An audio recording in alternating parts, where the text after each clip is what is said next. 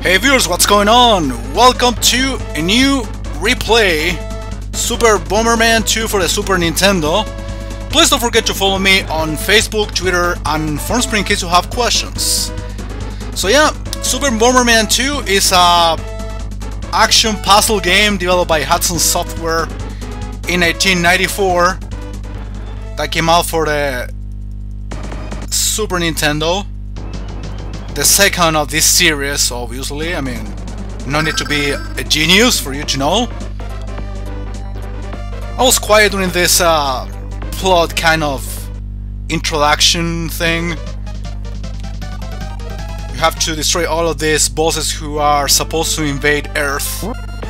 And for a lot of people, this is the best Bomberman of the Super Bomberman series, at least.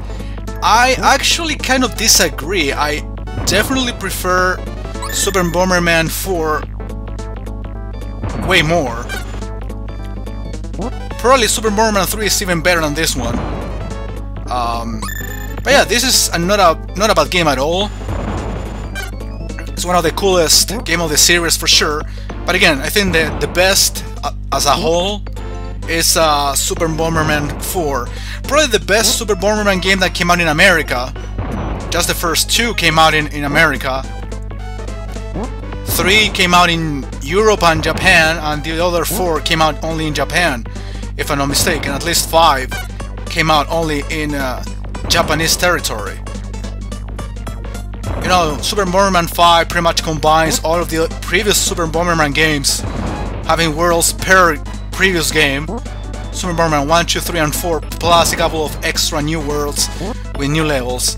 But well, we're here to describe and also comment on Super Bomberman 2, which, as I mentioned before, is one of the very cool games of the series with very unique features. Actually, in here you can get up to 9 bombs working at the same time, and 9 firepower things.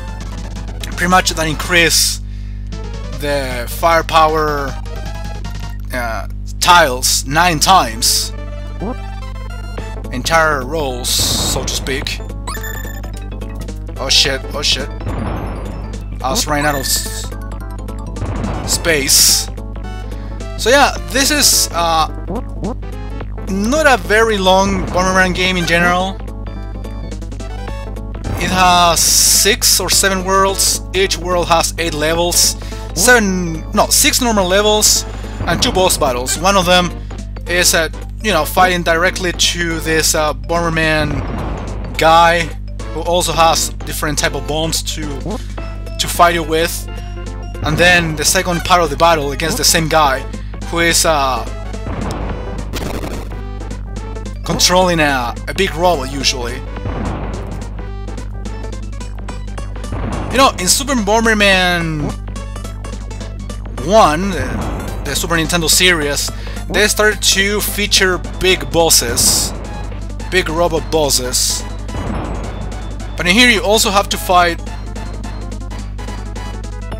like smaller guys who are your enemies. You still have to turn one of these lights on in order to get access. Otherwise, this is not based on the amount of enemies you defeat. You know, in most of the Bomberman games, I would say, you have to defeat all of the enemies on screen in order to pass to the next section, to the next level in this case. But here, I think that's not required. What you have to do basically is to turn all of these lights on. In Super Bomberman 3, you were supposed to destroy lots of orbs. All of the orbs on screen.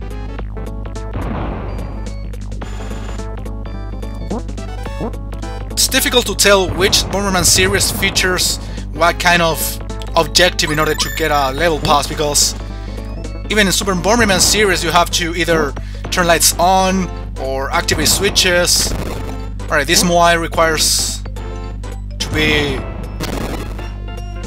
hit twice. Bigger enemy. Yeah, Super Bomberman 3 requires to destroy some orbs, Super Bomberman 4 requires to destroy all of the enemies as well as 5. So yeah, it features a little bit of everything in terms of the objectives you are supposed to fulfill in order to pass to the next area. Yeah, as I have always commented, probably Bomberman is one of the series with the largest or the biggest amounts of games featured with different series. If you remember, we have 2 games on the NES, we have the 5 games for the Super Nintendo, but again, 2 of them were featured in America and the other 3 were featured in other places different from the United States. And South America, why not? We have to include that. Everything that comes out in America automatically comes out in South America, I believe. There is a connection. That was the shortest level ever, and the easiest one too. I don't think I got so many power-ups, if I get any. If I got any.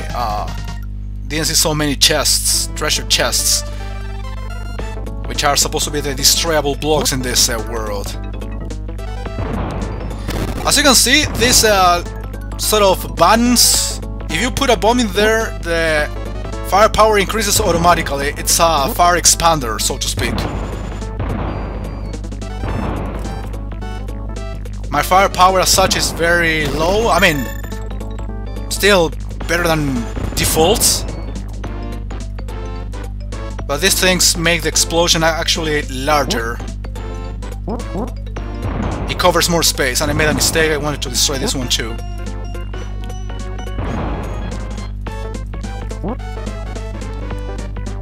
It would be ideal for me to beat a world per video, regardless how long it's gonna take. I mean, it shouldn't take longer than 20 minutes each world. Especially considering that in case of an accident, I'll be using rewinds. I actually don't want to be starting a level all over again, gathering all the power-ups again. Especially if I get, for example, the remote bomb, which is probably the most valuable, the most powerful, and the most convenient item to gather in any Bomberman game. Apples give you score. Couple thousand points or something. But yeah, again, in case of an accident, I can just rewind. I can beat this game pretty much easily. I don't have so much trouble with it, to be honest. I beat it a couple of times as a kid even. But again, for the sake of time, you know, in order to avoid time-consuming activities like this one, I fucked myself over because that enemy got a magnet. So I have to... Oh my god, okay, don't do that anymore. Just, oh my god, no. Okay, I have to get away from this guy or set a bomb beforehand. Either will work. But yeah, I shouldn't get close to that guy.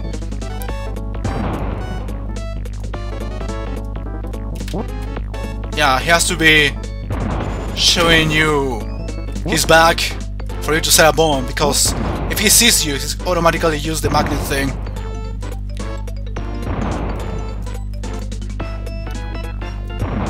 Well, dead end. How many more lights? There are a couple of lights down there.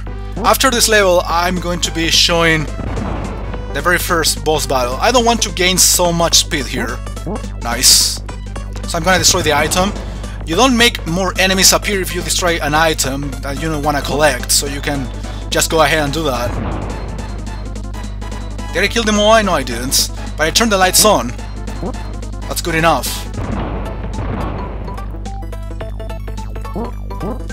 Oh yeah, we have magnets here as well.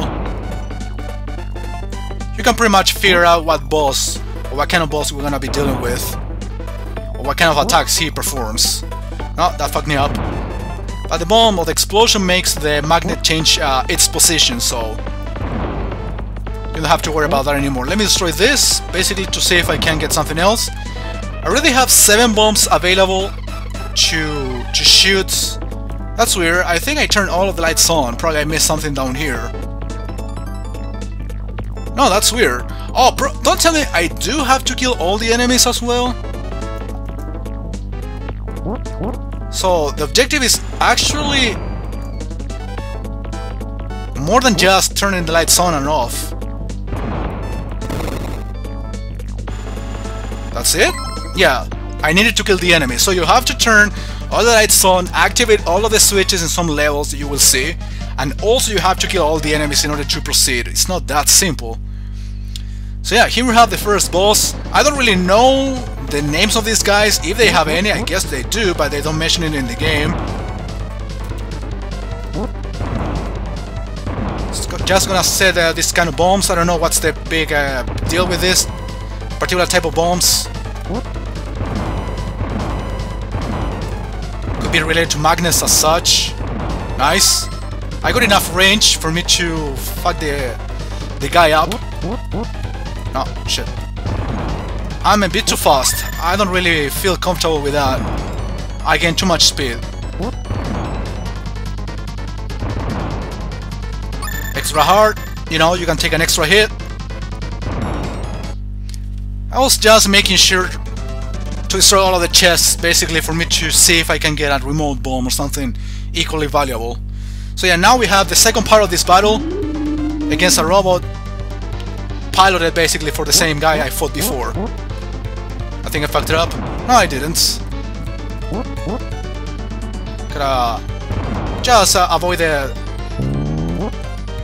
fists. But in general, we're dealing with a quite easy boss. I say that, but I'm probably gonna get killed just because I said it was easy.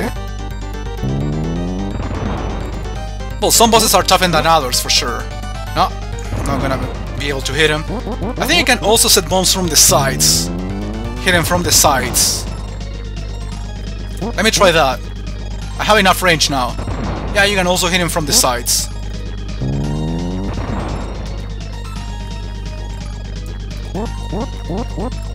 Showing some steam or smoking. As you can tell, it takes quite a few hits, and if you don't have enough fire range, you're not gonna have a very good time actually. So I regret saying it's an easy boss, because it's not really that simple, especially if you have the basic powers in terms of amount of bombs and fire range. Yeah, now the guy dies definitely.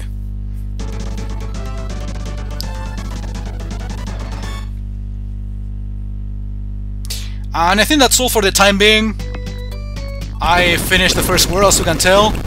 So I have now to take on the second boss, a fatty fiery guy, I think. Not sure.